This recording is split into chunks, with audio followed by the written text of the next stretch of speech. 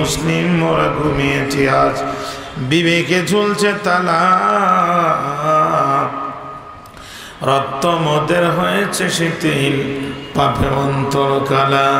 মুসলিম মোরা ঘুমিয়েছি আজ বিবেকে ঝুলছে তালা রক্ত মোদের হয়েছে শিথিল পাপে অন্তর কালা আসছে পথে আধার নেমে তাই বলে কি রইবি থেমে বারে বারে জ্বলবি বাতি হয়তো বাতি জ্বলবে না